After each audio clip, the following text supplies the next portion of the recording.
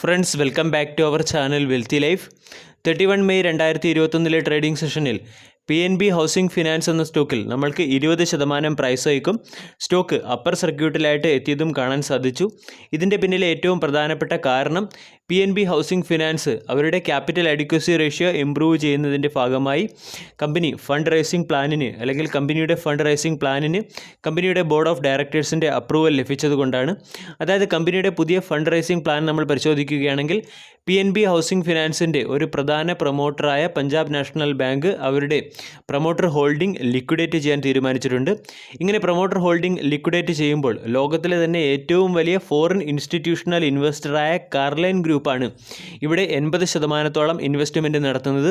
അതുപോലെ തന്നെ Indian banking ഇൻഡസ്ട്രിയിലെ ഏറ്റവും റെസ്പെക്റ്റ്ഫുൾ പേഴ്സണാലിറ്റിയായ ആദിത്യ പുരിയും ഈ സ്റ്റോക്കിലേക്ക് ഇൻവെസ്റ്റ്മെൻറ്റ് നടത്തുന്നുണ്ട്.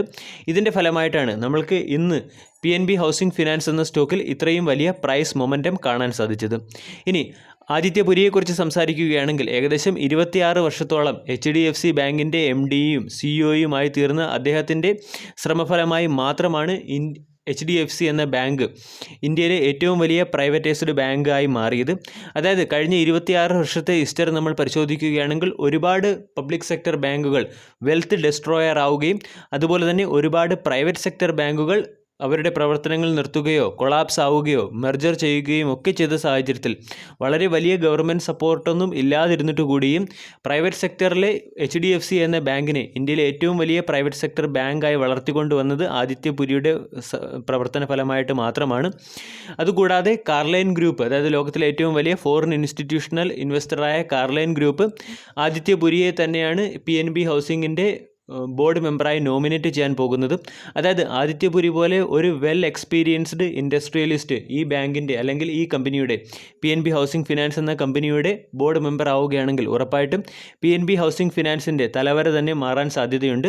ഈ സാധ്യതകളെല്ലാം മുൻകൂട്ടി കണ്ടുകൊണ്ടാവണം ഇന്ന് ഈ സ്റ്റോക്കിൽ വളരെ വലിയ ഇൻവെസ്റ്റ്മെൻറ്റും അതുപോലെ തന്നെ stock throughout the trading session upper സർക്യൂട്ടിലുമായത്. വീഡിയോയുടെ ഡീറ്റെയിൽഡ് ഇൻഫർമേഷൻസിലേക്ക് കടക്കുന്നതിന് മുൻപ് വെൽത്തി ലൈഫ് എന്ന ചാനൽ നിങ്ങൾ ആദ്യമായാണ് വിസിറ്റ് ചെയ്യുന്നതെങ്കിൽ ചാനൽ ദയവായി സബ്സ്ക്രൈബ് ചെയ്യുക. For getting instant stock recommendation and regular market update. ചാനലിൻ്റെ സൈഡിൽ നിന്നും സ്വിംഗ് ട്രേഡിന് ആവശ്യമായ അഡീഷണൽ ഇൻസൈറ്റ്സ് ലഭിക്കുന്നതിന് വേണ്ടി ജോയിൻ ബട്ടൺ എന്ന ഓപ്ഷൻ കൺസിഡർ ചെയ്യാവുന്നതാണ്. PNB ഹൗസിംഗ് ഫിനാൻസിൻ്റെ ഡീറ്റെയിൽഡ് ആയിട്ടുള്ള ഫണ്ട് റൈസിംഗ് ന്യൂസ് നമ്മൾ പരിശോധിക്കുകയാണെങ്കിൽ ഈ കമ്പനിയിൽ ഏകദേശം 4000 കോടി രൂപയുടെ ഫണ്ട് റൈസിംഗ് ആണ് നടത്താൻ പോകുന്നത്. ഈ ഫണ്ട് റൈസിംഗിൽ പാർട്ടിസിപ്പേറ്റ് ചെയ്യുന്നത് ലോകത്തെ പ്രമുഖ ഫോറിൻ ഇൻസ്റ്റിറ്റ്യൂഷണൽ ഇൻവെസ്റ്ററായ കാർലൈൽ ഗ്രൂപ്പും അതുപോലെ തന്നെ ആദിത്യ പുരിയുടെ ഫാമിലി ഇൻവെസ്റ്റ്മെൻറ്റ് കമ്പനിയായ സാലിബസറി ഇൻവെസ്റ്റ്മെൻറ്റ് എന്ന കമ്പനിയുമാണ്. അതുകൂടാതെ ഈ കമ്പനിയിൽ ആൾറെഡി പൊസിഷൻ എടുത്തിരിക്കുന്ന ഫോറിൻ ഇൻസ്റ്റിറ്റ്യൂഷണൽ ഇൻവെസ്റ്ററായ SSG, ജനറൽ അറ്റ്ലാന്റിക് എന്നീ കമ്പനികൾ കൂടി പാർട്ടിസിപ്പേറ്റ് ചെയ്യുന്നുണ്ട്. ഇനി ഫണ്ട് റൈസിംഗ് നമ്മൾ ആൾറെഡി ഡിസ്കസ് ചെയ്ത് കഴിഞ്ഞു. 4000 കോടി രൂപയുടെ ഫണ്ട് റൈസിംഗ് ആണ് നടത്താൻ പോകുന്നത്. ഈ 4000 കോടി രൂപയുടെ ഫണ്ട് റൈസിംഗിൽ 3185 കോടി രൂപയും ഇൻവെസ്റ്റ് ചെയ്യുന്നത് കാർലൈൽ ഗ്രൂപ്പാണ്. ആദിത്യ പുരിയുടെ കോൺട്രിബ്യൂഷനെ കുറിച്ച് സംസാരിക്കുകയാണെങ്കിൽ അദ്ദേഹം വളരെ ചെറിയൊരു എമൗണ്ട് മാത്രമേ ഇൻവെസ്റ്റ് ചെയ്യുന്നുള്ളൂ. അതായത് കാർലൈൽ ഗ്രൂപ്പുമായി കമ്പയർ ചെയ്യുമ്പോൾ ഒരു ചെറിയ എമൗണ്ട് മാത്രമേ ഇൻവെസ്റ്റ് ചെയ്യുന്നുള്ളൂ. അതിനേക്കാൾ ഉപരി കാർലൈൽ ഗ്രൂപ്പിൻ്റെ ബോർഡ് നോമിനേറ്റീവായിട്ട് ആദിത്യ പുരിയെ റെക്കമെൻഡ് ചെയ്യുകയും അദ്ദേഹം ഉടൻ തന്നെ PNB ഹൗസിംഗ് ഫിനാൻസിൻ്റെ ബോർഡിൽ സ്ഥാനമേൽക്കുകയും ചെയ്യും.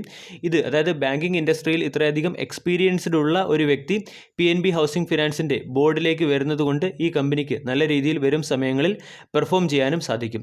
ഇനി ഈ കമ്പനിയെക്കുറിച്ച് സംസാരിക്കുകയാണെങ്കിൽ 1988 ഈ കമ്പനി എസ്റ്റാബ്ലിഷ്ഡ് ആയത്. ഇന്ത്യയിലെ ഹൗസിംഗ് ലോൺ കമ്പനികളിൽ 2ാം സ്ഥാനത്തുള്ള ഈ കമ്പനിയുടെ ടോട്ടൽ അസറ്റ് വർത്ത് 62,255 കോടിയാണ്. കൂടാതെ കമ്പനിയുടെ ടോട്ടൽ ഡെപ്പോസിറ്ററി പരിശോധിക്കുകയാണെങ്കിൽ 17,129 കോടി രൂപയുടെ ഡെപ്പോസിറ്ററി ഉള്ള കമ്പനിയാണ്. കൂടാതെ ലോൺ സെക്ടർ അല്ലെങ്കിൽ ലെൻഡർ കമ്പനികളിൽ ഇന്ത്യയിലെ 4ാമത്തെ ഏറ്റവും വലിയ കമ്പനിയും PNB ഹൗസിംഗ് ഫിനാൻസ് എന്ന കമ്പനിയാണ്. ഇനി കമ്പനിയുടെ ഫണ്ട് റൈസിംഗിലെ പ്രധാനപ്പെട്ട ഒബ്ജക്റ്റീവ് നമ്മൾ പരിശോധിക്കുകയാണെങ്കിൽ കമ്പനിയുടെ ക്യാപിറ്റൽ അഡിക്വസി റേഷ്യോ ഇംപ്രൂവ് ചെയ്യുന്നതിൻ്റെ ഭാഗമായിട്ടാണ് കമ്പനി ഫണ്ട് റൈസ് ചെയ്യുന്നത്. അതോടൊപ്പം തന്നെ retail housing, self employed, affordable housing loan ഈ 3 സെക്ടറിലേക്കും കമ്പനി അതിൻ്റെ ഫുട് പ്രിൻറ്റ് വർദ്ധിപ്പിക്കാനും ആഗ്രഹിക്കുന്നുണ്ട്. അതായത് ഈ കമ്പനിയിൽ ഫുൾ ഇൻവെസ്റ്റ്മെൻറ്റ് നടന്നതിന് ശേഷം ഈ കമ്പനിയുടെ ക്യാപിറ്റൽ അഡിക്വസി റേഷ്യോ 18.7% നിന്നും 28% ഉയരാനുള്ള ഒരു പ്രോബബിലിറ്റിയാണ് അനലിസ്റ്റുകൾ കാണിക്കുന്നത്. ഇനി ഈ കമ്പനിയുടെ മാനേജിംഗ് ഡയറക്ടറായ ഹർദയാൽ പ്രസാദിൻ്റെ ഒപ്പീനിയൻ നമ്മൾ പരിശോധിക്കുകയാണെങ്കിൽ അല്ലെങ്കിൽ അദ്ദേഹത്തിൻ്റെ അഭിപ്രായം നമ്മൾ പരിശോധിക്കുകയാണെങ്കിൽ ഈ കമ്പനിയിൽ ഉണ്ടാകാൻ പോകുന്ന റീസെൻറ്റ് ഫണ്ട് റൈസ് മൂലം കമ്പനിയുടെ പല സ്ട്രാറ്റജിക് പ്രയോറിറ്റീസിനെയും ആക്സലറേറ്റ് ചെയ്യുവാനും അതുകൂടാതെ കമ്പനിക്ക് അതിൻ്റെ എക്സിസ്റ്റിംഗ് അല്ലെങ്കിൽ കമ്പനിക്ക് അതിൻ്റെ ഫുട് പ്രിൻറ്റ് എക്സ്പാൻഡ് ചെയ്യുന്നതിനും സഹായകമാകും എന്നാണ് അദ്ദേഹം പറയുന്നത്. ഓവറോൾ നോക്കുകയാണെങ്കിൽ വളരെ പോസിറ്റീവായിട്ടുള്ള ഒരു ന്യൂസാണ്. അതുപോലെ തന്നെ ഇതിൻ്റെ ഇമ്പാക്റ്റ് ലോങ് ടൈമിൽ നമ്മൾക്ക് ഈ കമ്പനിയിൽ കാണാൻ സാധിക്കുകയും ചെയ്യും. ഇനി നമ്മൾക്ക് ഈ കമ്പനിയുടെ ടെക്നിക്കൽ അനാലിസിസിലേക്ക് കടക്കാം. PNB ഹൗസിംഗ് ഫിനാൻസ് എന്ന കമ്പനിയുടെ ടെക്നിക്കൽ അനാലിസിസിൻ്റെ ഭാഗമായി നമ്മളിവിടെ മന്ത്ലി ചാർട്ട് പാറ്റേൺ ആണ് ഓപ്പൺ ചെയ്തിരിക്കുന്നത്.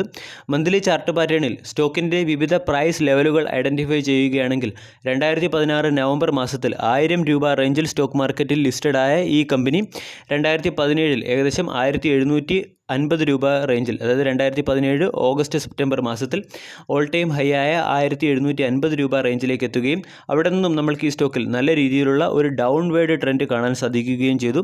പ്രധാനപ്പെട്ട പ്രൈസ് റേഞ്ച് നമ്മൾ പരിശോധിക്കുകയാണെങ്കിൽ 2018 മെയ് മാസത്തിൽ നമ്മൾക്ക് കാണാൻ സാധിച്ച 1450 രൂപ റേഞ്ചും 2019 നമ്മൾക്ക് കാണാൻ സാധിച്ച 980 രൂപ റേഞ്ചും 2020 പാൻഡമിക് കറക്ഷനോട് കൂടി കാണാൻ സാധിച്ച സ്റ്റോക്കിൻ്റെ ഓൾ ടൈം ഹൈ ആയ 150 രൂപ റേഞ്ചുമാണ് സ്റ്റോക്കിലെ പ്രധാനപ്പെട്ട പ്രൈസ് റേഞ്ചുകൾ. അതിനുശേഷം 2020 മെയ് മാസത്തിൽ നമ്മൾക്ക് ഈ സ്റ്റോക്ക് അതിൻ്റെ നിയർ ടൈം ഹൈ ആയ 525 രൂപ എന്ന ലെവലിലേക്ക് എത്തിക്കഴിഞ്ഞു. അതായത് 2020 മാർച്ച് മാസത്തെ കറക്ഷന് ശേഷം ഈ സ്റ്റോക്കിൽ നമ്മൾക്കൊരു സസ്റ്റെയിൻഡ് ഗ്രോത്ത് കാണാൻ സാധിച്ചു എന്നുള്ളതാണ് ഏറ്റവും പ്രധാനപ്പെട്ട ഫാക്റ്റ്.